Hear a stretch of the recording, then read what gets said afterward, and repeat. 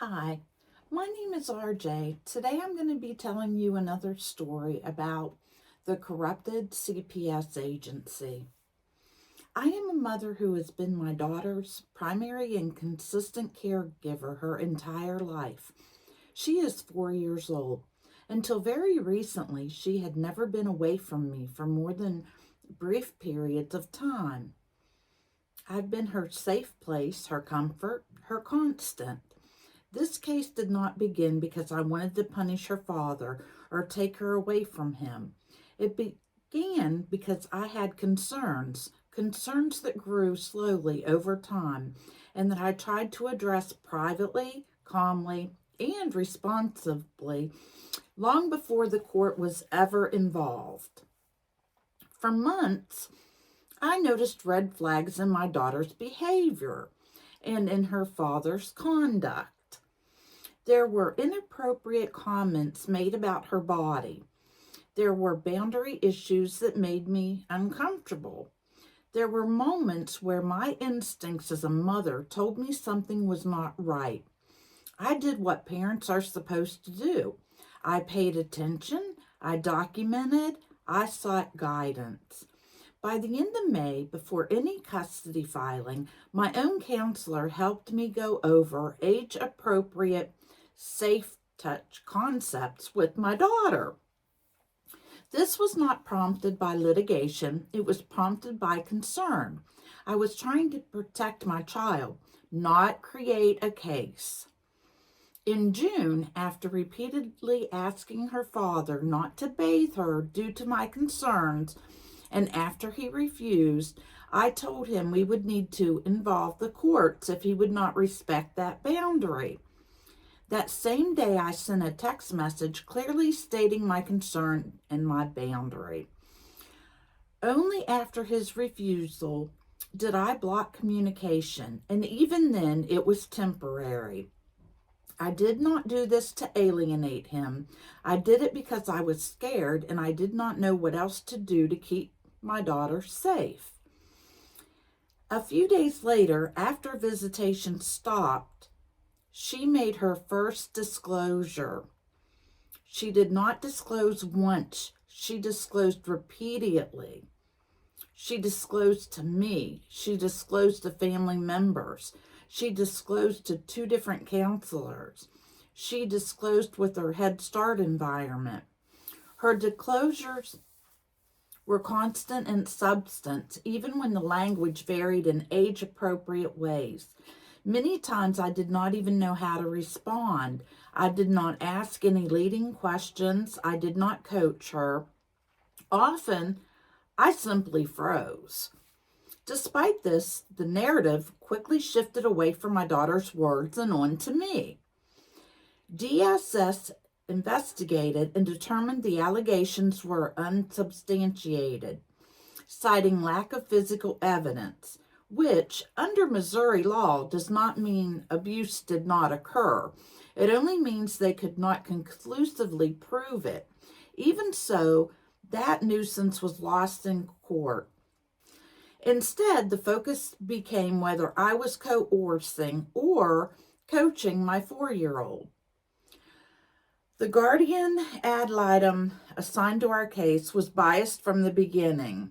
During one of the most disturbing moments of this entire process, she questioned my daughter about the abuse allegations while allowing her father to be present in the room and required me to wait outside. This directly contradicted trauma-informed practice and intimidated both my child and me. The guardian ad litem later threatened me, stating that if I did not agree with her recommendation, it could affect my benefits and standing. She ultimately concluded that I was coercing my daughter and recommended that her father receive sole custody with me limited to supervised visitation. The judge accepted that recommendation. What makes this even more devastating is that leading up to the hearing, I realized my attorney was not submitting critical evidence and professional recommendations I had provided.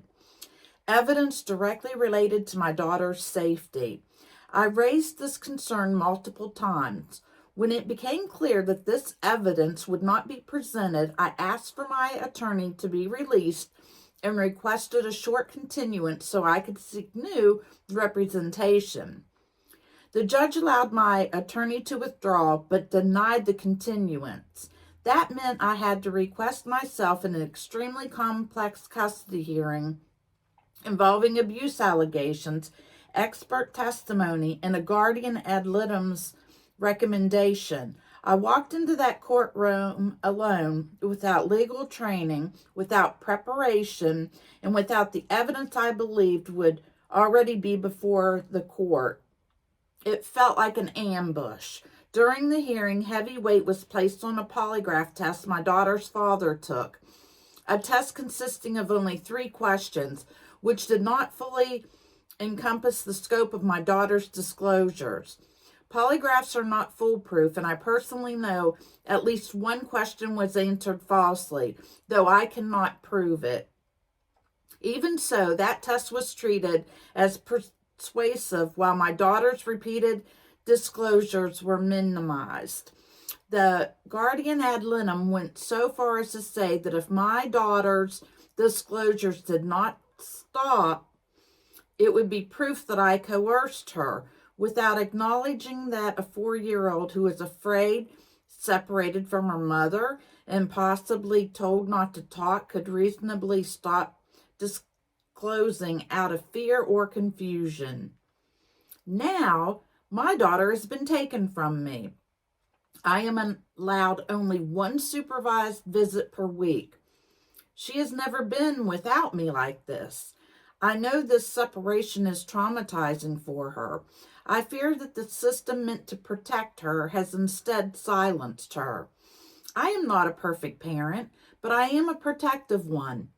I did not invent concerns. I did not manufacture allegations. I followed my instincts, sought professional guidance, and tried to set boundaries before involving the court. I believe my daughter. I still believe her. Right now, I feel like I'm being stripped of my ability to protect my child, not because I failed her, but because the process failed to truly hear her. I'm exhausted. I'm heartbroken, but I am still fighting. Not for revenge, not for control, but for my daughter's safety, her voice, and her right to be protected, even when it's inconvenient, uncomfortable, or complicated. So, this is the end of the story that I'm going to be telling you today. I would so appreciate it if you would hit the share button, comment, and subscribe. That's the only way that we're going to get these stories out and get them exposed so that we can help children. At the bottom of the page, you're going to see our email. Send your stories in, put subject line CPS, and please send us your stories. That's all you have to do. It doesn't have to be in any type of format or anything. Just send them to us. And people that send us messages asking, what do you need, or do you want to hear my story? Yes, we want to hear your story. All we need is a story. So please just send it to the email and send the subject line CPS. These stories are very important to me because they're about children and they're about families. So please subscribe, like, and share. I want to get as many of these stories out that I possibly can for the children, for our families. And thank you guys so much for watching. You don't know how much I appreciate it. Thank you.